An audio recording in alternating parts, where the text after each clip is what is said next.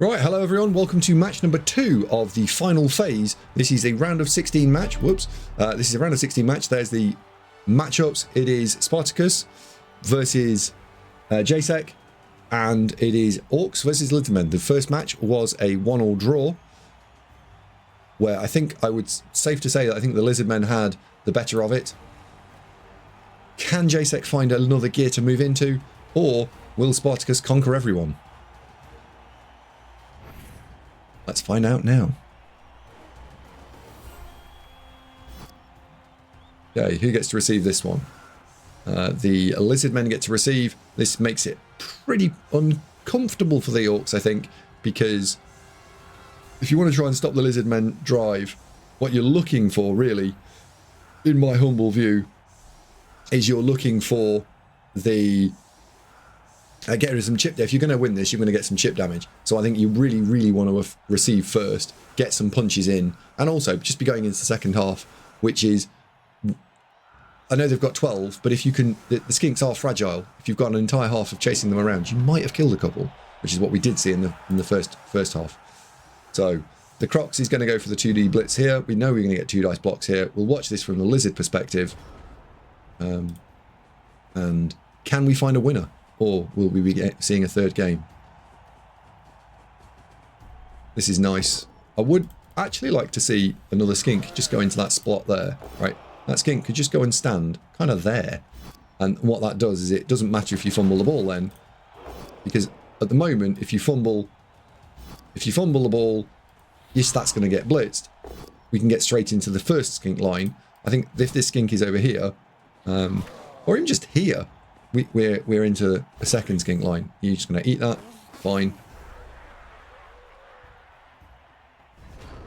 And the idea of the double bank is that even if the Orcs now press forwards, it doesn't absolutely cripple you, and you can just have a free 3+ to try and pick the ball up. Because as the dinosaurs, you really want to keep as many... That's nice. Just pushing... Oh, I'd pin that, I think. You want to keep as many... rerolls for the blocking actions as you can.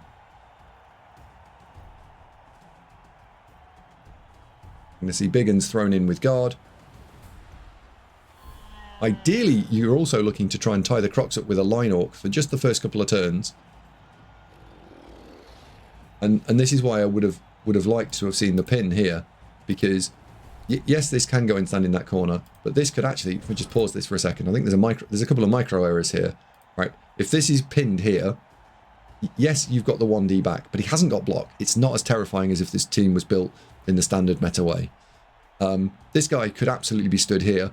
One, he's providing an uncounterable assist, and 2, he's just another 2 squares further forward. And then this guy, what is he actually achieving by being there? The dinosaurs, we know they don't want to score until turn 8. We know they're not going to break through. So this guy absolutely could have gone 1, 2, 3, 4, 5, 6. You could be there if you don't want to get tagged in terms of the follow-up. Could have been shutting the Crocs down in terms of just being annoying. Hell, he could have even gone 1, 2, 3, 4, 5, 6 and been stood there, and then made maybe a go for it and stood there, right? You could have... So those blitzes, basically, they should just be further forward. They're not achieving anything where they are. And it's a commonality of what you see people do when they are on defense. In the first turn or two, they leave people back for largely what is no reason. It doesn't achieve anything. Interesting opening blitz from our opponent. From the Lizard coach here.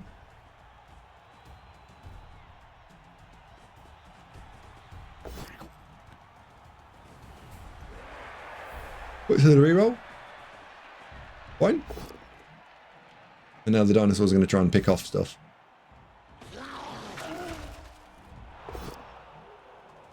Can't reroll that because he's only got 1 reroll. And this is the difference now in terms of where these blitzes are versus where they should have been, could have been, might have been. That pressure could start.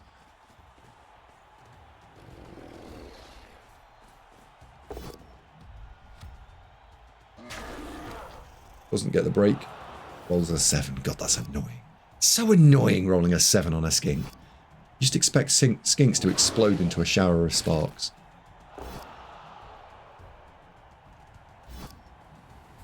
My experience when playing Orcs into this matchup is that I'm constantly looking for how on earth do I bully as many of the dinosaurs as possible so I can try and keep 2 blitzers to just go and chase the skinks. If the rest of my team can control the 7 dinosaurs and I've got 2 blitzers that can go and chase skinks, I will do well. If the blitzers are not chasing skinks and hurting them and hitting them and chasing them and, you know, doing naughty things to them, then I won't do well. Equally, I won't do well if the dinosaur pack bully the remaining orcs. So it's basically 9 versus 7 on the dinosaurs versus orcs, and then the remaining... Oh, no. Oh, it's not the ball carrier. And then the remaining 2 need to... for the orcs, they need to go and find the skinks and hurt them. Yep, this is nice. And that actually has run over there because of this. So if these guys were further forward, then that would have to be back here, or we'd have to see an entirely different line of play from the lizard coach. This is open to a little bit of risk. Interesting to see that Spartakus chooses 3 dice blitzing with the Crocs. And now I think that the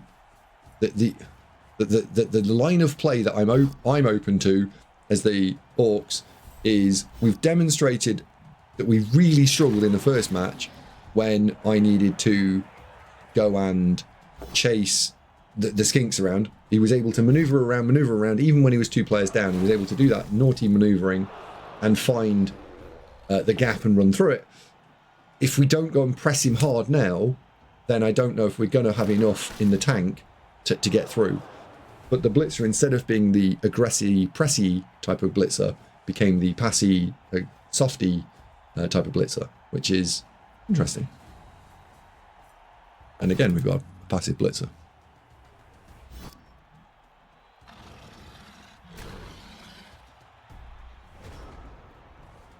Still not looking great for the lizards, but they don't need to do anything yet. They don't need to panic.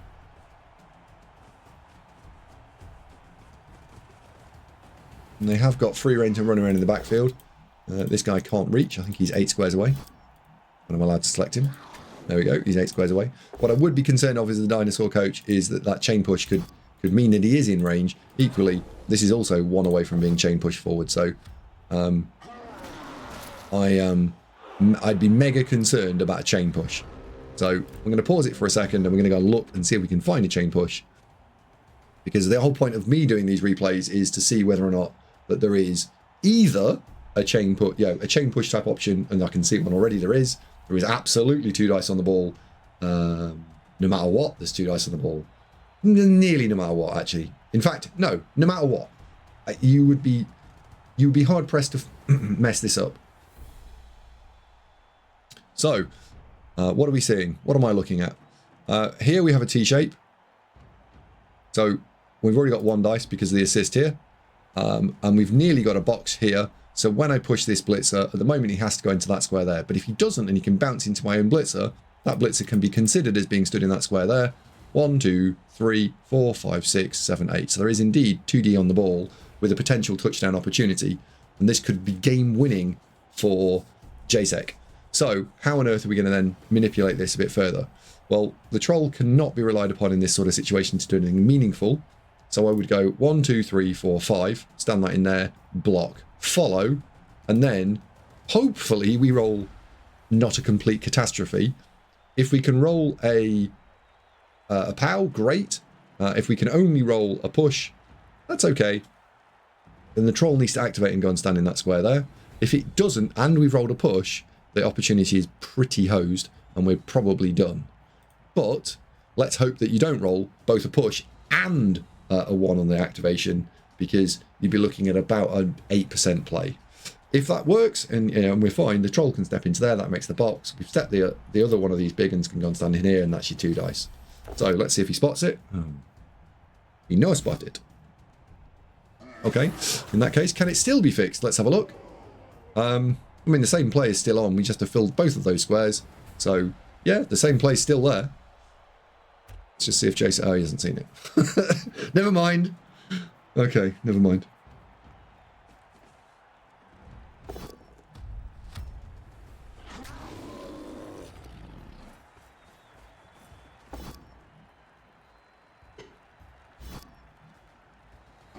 this line of play is kind of okay because what he's trying to do is trying to bully the dinosaurs, and if you can knock them all over like he had in the last turn, what you then got is the ability to, oh dear, to mean that the skink can't advance, because the skink is going to try and use the middle of the field as a staging post for one turn.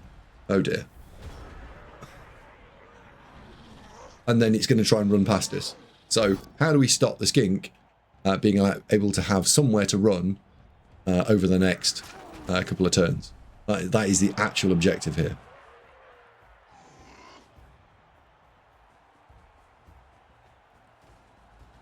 The skink has managed to wander forward.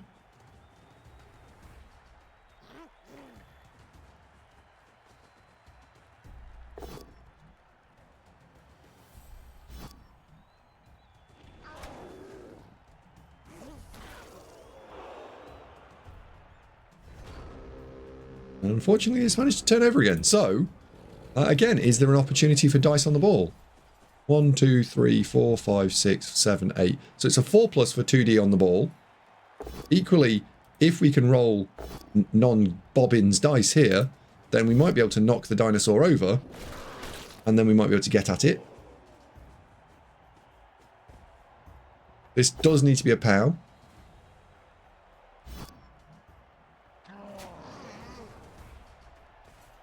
What would happen if just pause for a second, because it's I can't do these in real time, right? Because there's no thinking time here. So that blitzer, we just go back one action.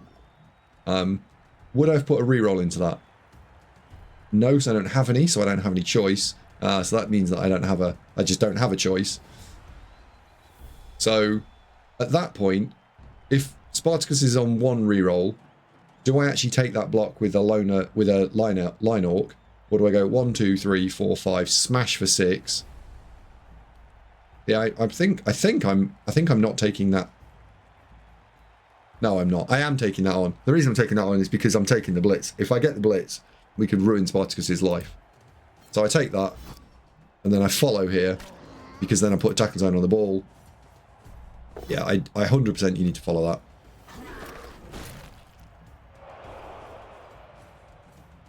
And then we need to go and tag that out. And I suppose we're going to end up tagging this out. Although, this is a bit fucked. This big one needs to come across. Yeah, this big one needs to come and stand in here. Okay, we'll send it to a good square. That is also a good square. Rock's not up. Skinky's going to move across the field. And Spartacus is going to be chasing a little bit here.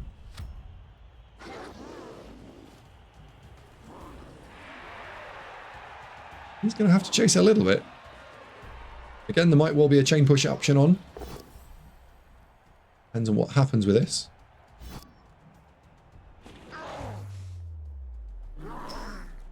Big. That is Apothecary big.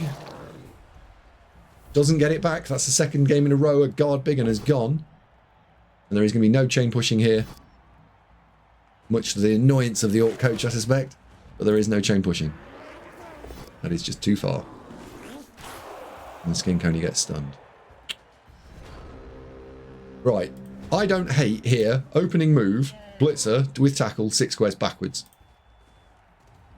1, 2, 3, 4, 5, 6, 7, 8. Yeah. Don't roll any dice. Have the blitzer with tackle back here. You can still do that blitz, but just do those things in the other way around, because if you roll a double skull, then the blitzer is available. If you don't roll a double skull, then it was free. You can do freebies. That follow or not follow actually is detrimental. I think that is a follow, because at the moment the lizard coach at the end of his turn is going to throw that 2D. If you get a POW, the guard guy's pinned. Even if he gets a push, it's still semi-pinned. Whereas if you follow, you dissuade all of the 1D blocks.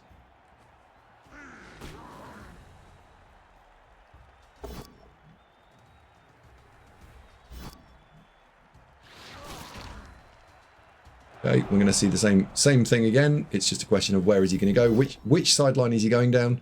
It looks like he's going to move over to this side, which is a bit odd because the sideline that he's chosen, or that is this side, right? And we'll look at it from his point of view. It hasn't blown dodge.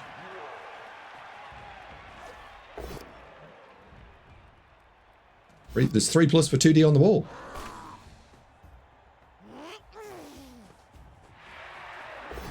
Oh no, sorry, the skink holding the ball is this one. It's not 3+ for 2D on the ball. It'll be 4s, 2 dice, 1, 2, 3, 4, 5. That's there. So it's a 1 in, don't roll a skull both down, 1 in 9. Then the line orc can go and stand here, and then it is blitz from that square, 2D on the ball. So it's all very possible. And if only he'd got a reroll. Only he'd got a reroll.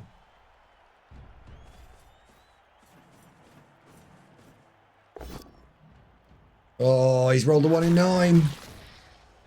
Mega unhelpful.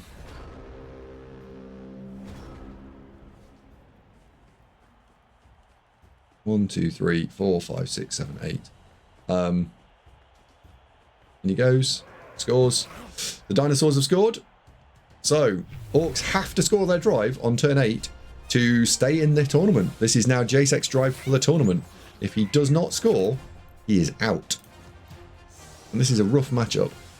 So far, he's down a big one, and he has done nothing to the dinosaurs. So actually, he's playing his offense from behind, when I would say that their offense is behind. I know there's still a 1 turn here, but he didn't even attempt it in the first half, in the first game. Although that is now the correct setup against a 1 turn.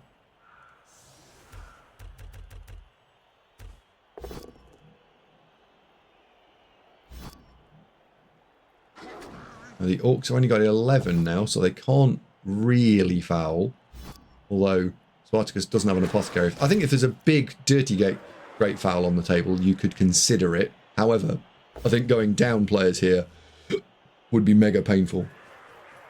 So I don't think for my tournament life, do I want to be throwing a foul? I don't think so. No, I don't think so. Because if I get sent off, I'm ruined. There's a 33% chance of being sent off.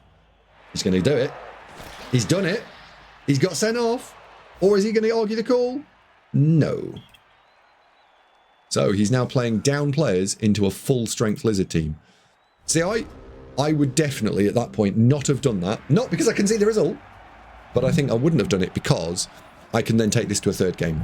I'm not ahead, but I could go further behind. I don't think killing a dinosaur has enough impact. So this is looking very rough now for Jacek. Let's watch his offense and see how he plays it. I like Spartakus putting the non-Blockosauruses. Oh, sorry. I like Spartakus putting the Blockosauruses on the line, but he's chosen to go for the non-Blockosauruses, which is, well, not what I would have done.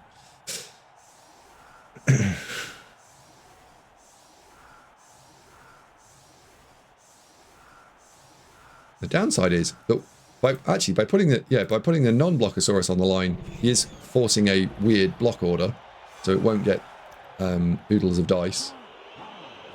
Right, let's go and cover the ball. Let's go cover the ball.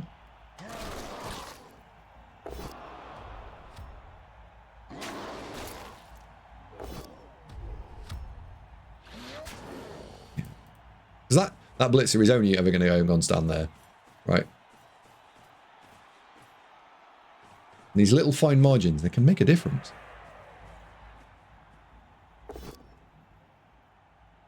Finds the bow. The Orcs, you really do want to try and find some sort of chip damage. I love the blitz with the troll here. He's done that. Great, because you are chasing chip damage, because you really are behind. Right. Nice. That's not an apothecary. That is a great blitz. And it was the mighty blow that caused the removal. Really like that from the Orcs. Great play. I'd also like to see him support the troll. I don't mean like with pom-poms and stuff, but just, yeah, that's good. That could have been stood here, I think.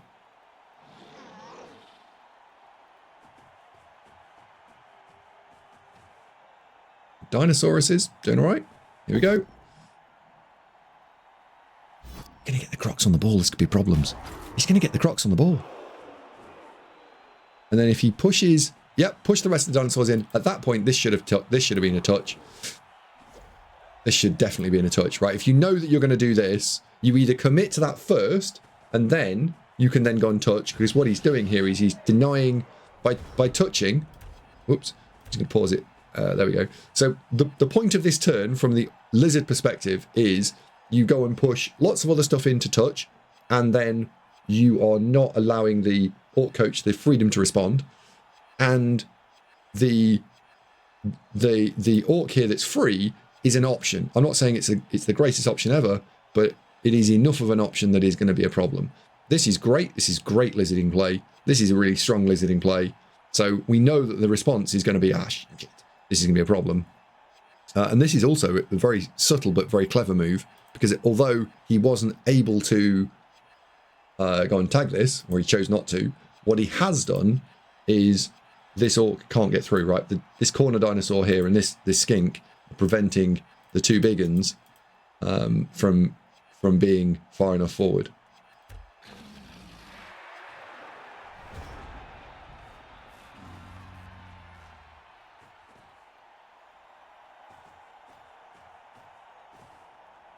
So we're going to be standing that blitzer up and presumably one dicing the Crocs. It's the Kapowski. He's got to be mindful, because this guy shouldn't have been able to come back. This should have been a 1-1 trade.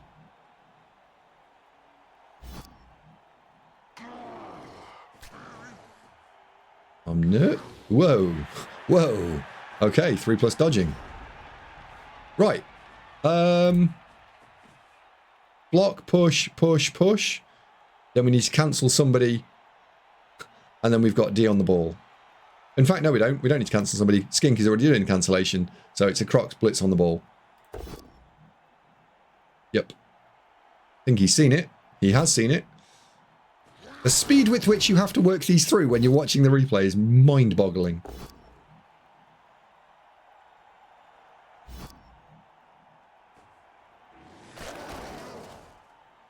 Okay, Crocs blitz ball. Crocs finds push. Like, it's okay.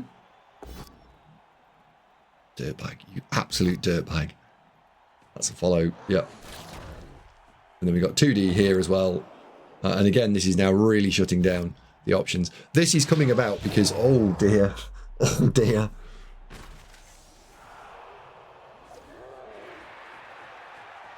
So this is a bad racial matchup into a bit of a disaster.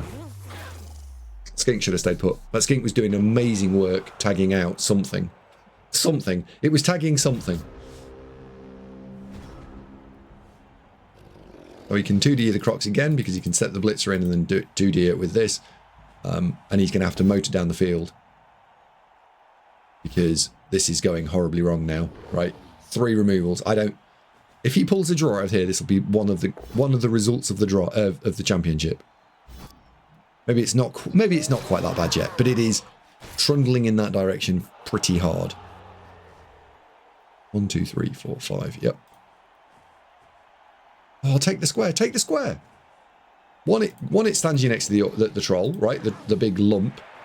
And 2, we need the yardage. Just take the square there. And the response here from Spartakus, for me, is now, okay, this is going incredibly well. What do we want to achieve? We just want to slow them down. We've lost a couple, fine. But this is going so well.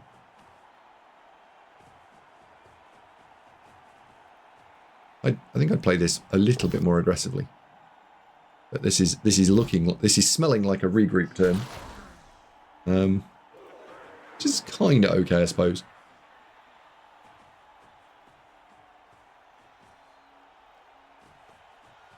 The downside of this particular stratagem from the lizard coach is that the orcs are hugely on the ropes, and we've removed the pressure. We saw that. You know, I talked about that with the dark elf. Oh my word, this is hugely oh my. This is inviting pressure. in the extreme. You can't blitz with a troll here. Can't move the troll, in fact. And what we're going to almost certainly see, this is going to be the blitz.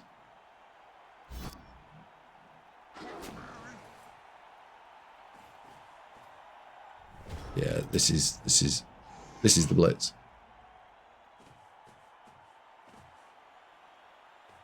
Oh, well, yeah. Do you know what? I think I'm wrong. How often does a caster say that? Yeah, I think I'm wrong. I think that's a genius play because it's tying up 2 blitzers. Right, it requires, so it's, and now you can just go and shove things in his face. And I would absolutely stick a skink on this. Yeah, beautiful. Beautiful. And the pressure phase has gone again, that now, you didn't need that one. You didn't need that one. The first one was doing a job. Yeah, the first one was doing a job.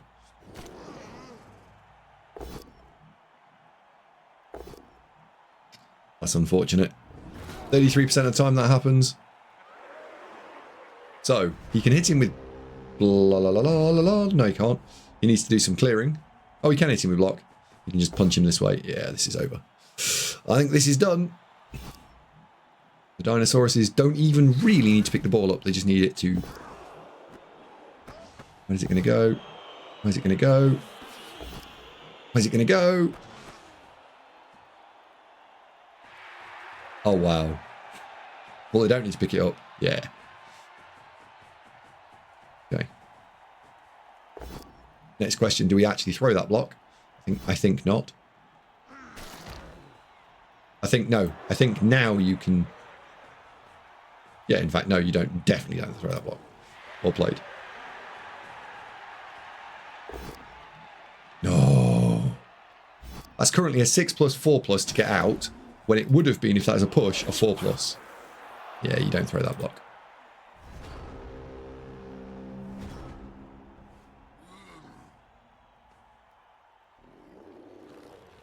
So...